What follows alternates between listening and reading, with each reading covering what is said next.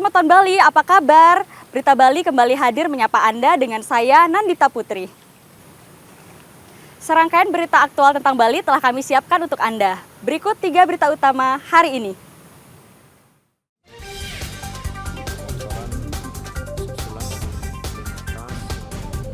Empat pekerja bangunan tertimbun longsor di Kintamani, Bangli.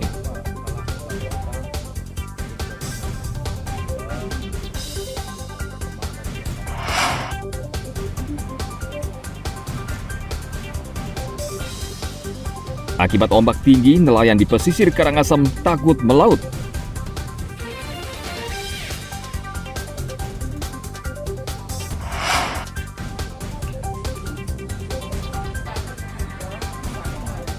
Jangan lewatkan kelezatan kuliner nasi tahu legendaris di Sukawati, Gianyar.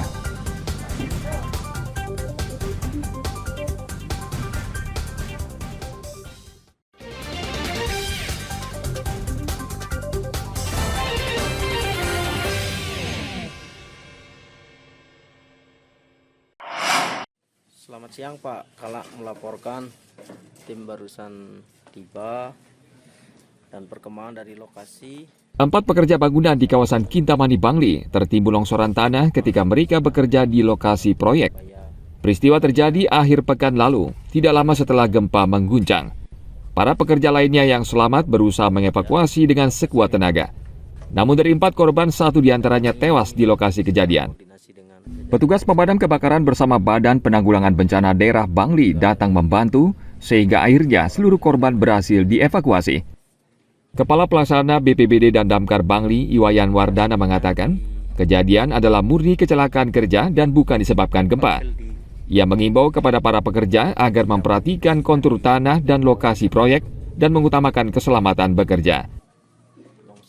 Jadi sesuai tentang waktu sudah barang tentu penyebab tanahnya longsor dan menimbun berbangun itu sudah tentu bukan disebabkan oleh gempa yang terjadi pada pukul 10. Itu yang kami kaji. Harapan kami ini merupakan himbauan juga kepada masyarakat, kepada orang untuk selalu mengutamakan keselamatan pekerjanya. Sehingga kejadian yang kemarin tentu menurut kami itulah murni merupakan kecelakaan kerja di tempat lokasi kerja. Selamat siang Pak, Kalak melaporkan. Saat longsor terjadi, 4 pekerja bangunan ini sedang menggarap proyek pembangunan coffee shop di desa Batur, Kintamani. Korban yang meninggal bernama Aji Pratama berusia 20 tahun. Jasadnya rencananya akan dibawa ke kampung halamannya di Jawa Tengah. Sementara 3 pekerja lainnya menderita luka cukup berat dan langsung dibawa ke RSU Bangli. Tim Liputan melaporkan dari Kabupaten Bangli.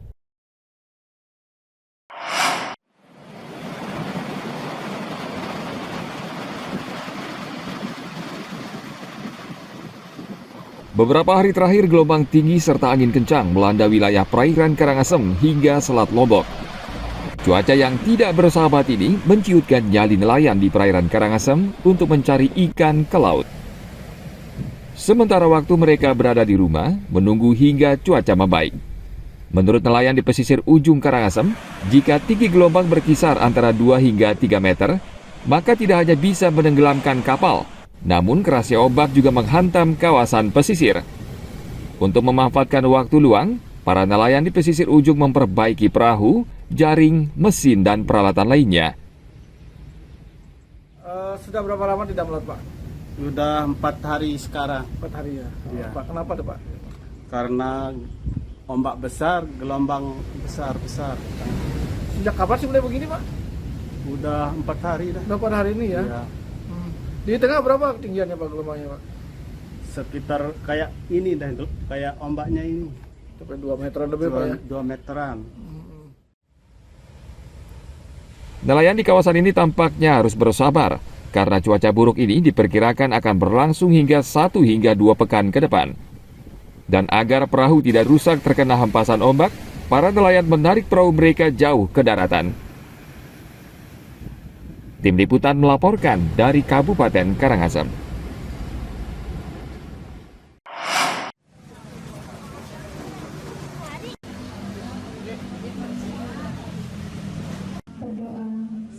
Dinas Tenaga Kerja Kabupaten Karangasem memastikan tidak ada pekerja migran asal Karangasem yang menjadi korban tindak pidana perdagangan orang yang saat ini ramai di pemberitaan.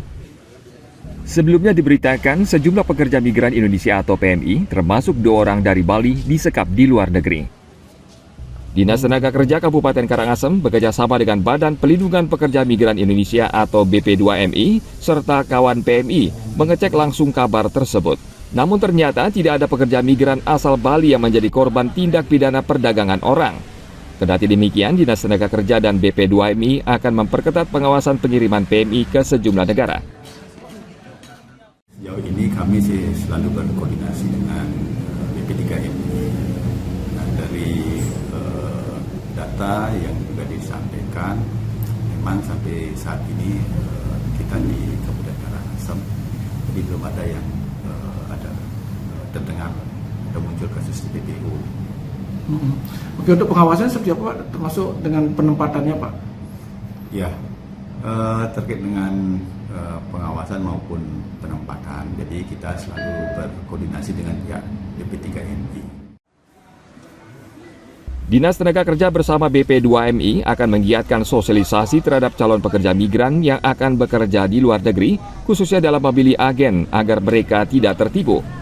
Menurut tim Dinas Tenaga Kerja Kabupaten Karangasem, mayoritas pekerja migran yang tertipu berangkat ke luar negeri menggunakan visa liburan sehingga melanggar peraturan di negara yang dikunjungi. Tim Liputan melaporkan dari Kabupaten Karangasem.